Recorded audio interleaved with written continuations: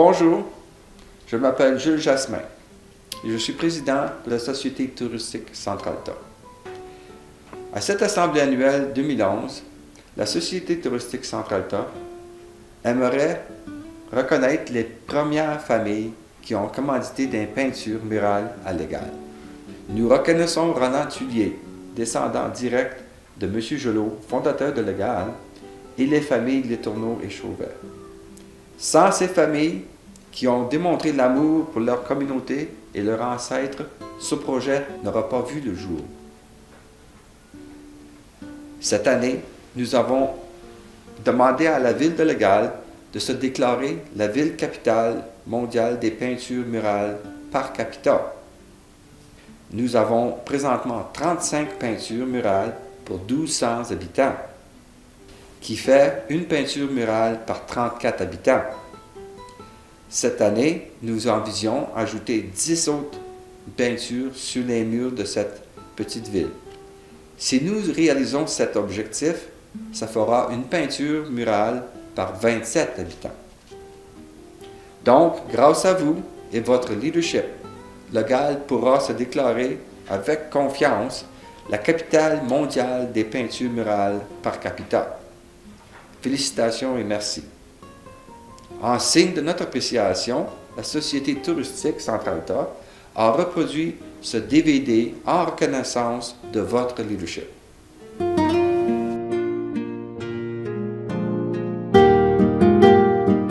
Le projet de mural de Légal, c'est une partie de tout un grand projet que la régionale Centre-Alta a voulu faire il y a déjà, on recule quoi, 15-16 ans? 97. En 97. Et puis c'était vraiment pour s'assurer que le fait français à Légal serait retenu, connu, apprécié par tous. Alors, il y a plusieurs différentes idées qui sont sorties d'une rencontre d'une fin de semaine. Et puis donc, une que Benoît Gauthier est sorti avec, c'était celle des murales historiques. Et puis, je me souviens bien, après, on avait demandé à Martin Blanchet, parce qu'il passait à Chemainus en Colombie-Britannique, d'aller chercher de l'information pour voir si c'était quelque chose qu'on pourrait faire à Légal. Okay. Et à son retour, Martin devait présenter quelque chose de vraiment intéressant. Et je me souviens bien, ça c'est une petite anecdote, moi j'en étais un qui avait dit c'est un beau projet, et puis mais on ne trouvera jamais assez de murs pour peindre. À cette époque-là, c'était 20 murales que nous voulons peindre. Puis j'ai dit c'est impossible à Légal qu'on peut avoir 20 murs. On a combien maintenant? 36, 35. 35. Et puis c'est curieux parce que quand je fais la tournée des murales, je trouve toujours d'autres murs possibles maintenant. C'était quoi les défis du projet mural? Le grand défi, je pense qu'au début, c'était essayer de convaincre la population, les gens de Légal, à croire dans ce projet. Alors, les premières familles qui ont été assez braves, les Tullier, Chauvet, Letourneau, ont vraiment ouvert le chemin pour les autres. Et puis même que je me souviens, parce que pour celle des Chauvet, c'est moi qui ai dû convaincre une certaine Simone Chauvet. Et je l'ai rencontrée plusieurs fois, parce qu'elle me disait toujours, va trouver d'autres familles, quand eux vont l'avoir peint, ben là, nous autres, peut-être qu'on y considère, mais pas avant. Elle ne voulait pas être la première. Et puis, alors ça, c'était vraiment difficile, car les gens de Légal étaient très sceptiques par rapport à ce projet-là. Et puis, c'est vraiment spécial, cependant, je pense, après le 5e ou 6e, là, c'est les gens qui venaient nous voir pour nous demander s'il y avait possibilité que le mural de leur famille. Et puis, je crois que jusqu'à présent, on n'a jamais refusé quelqu'un, je pense pas toujours. Non. Puis la ville, comment est-ce que la ville a reçu l'idée d'avoir des peintures murales? Qu'est-ce qui était la relation avec la ville? Bien, je pense qu'au début, c'était un petit peu comme les gens de Légal, étaient un peu sceptiques du projet, mais ils ont jamais été contre.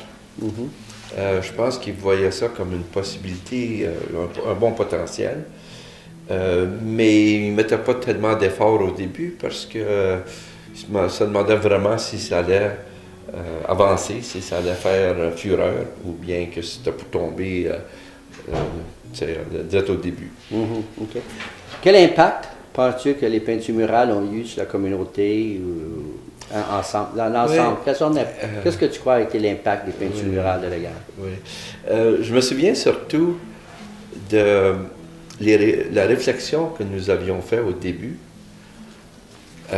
avec l'objectif de savoir quel impact est-ce que ça aura à long terme sur la ville de Légal. Et puis, un des objectifs que nous voulions rencontrer, c'était le fait d'attirer des touristes à Légal, des touristes surtout francophones, pour que les gens de Légal puissent être fiers d'avoir la capacité de parler français avec ces touristes-là. Et puis, c'était vraiment un des objectifs les plus forts. On l'a rencontré, je crois que ça on l'a fait, mais c'est encore plus important, je crois, ou peut-être parce qu'il y a eu plus d'achalandage du côté anglophone, mais les gens sont également aussi fiers des peintures murales du côté du tourisme anglophone. Donc ça, c'est quelque chose, je pense qu'on n'avait pas du tout au début pensé, mais alors pour ce qui est de l'impact, je crois que la communauté de Légal ainsi que la municipalité de la ville de Légal en sont très fiers des peintures murales. Aurais-tu, David, quelques anecdotes, tu peux penser, là, juste des choses qui ont été le fun à l'intérieur du projet, que tu as y pensé, là, que ça a été assez...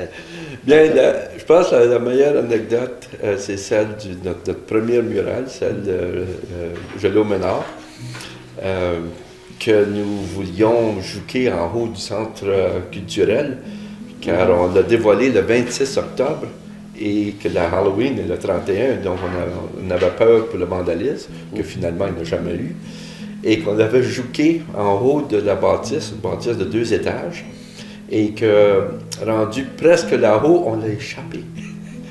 Je ne sais pas si Roland savait ça. On l'a échappé. Heureusement que la terre était molle, et puis le coin de la muraille a rentré dans la terre. Mais rien n'a été brisé. Et puis là, on l'a rattaché comme il faut. On l'a remonté avec... on avait un tracteur et puis un truc pour monter les graineries, une machine agricole toujours. On avait bloqué la grande rue dans Légal pour faire ça. Ça avait été vraiment quelque chose. Et puis, ça, c'était pas mal. Es-tu surpris qu'il n'y a pas eu de vandalisme sur les peintures murales? Oui et non, OK?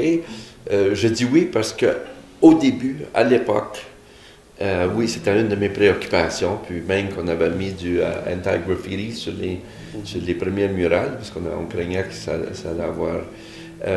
simplement parce qu'il y avait quand même une petite faction à Légal qui était contre le projet mural, pas nécessairement pour les murales, mais à cause c'était francophone. Donc ça, et puis j'étais un peu inquiet de ça.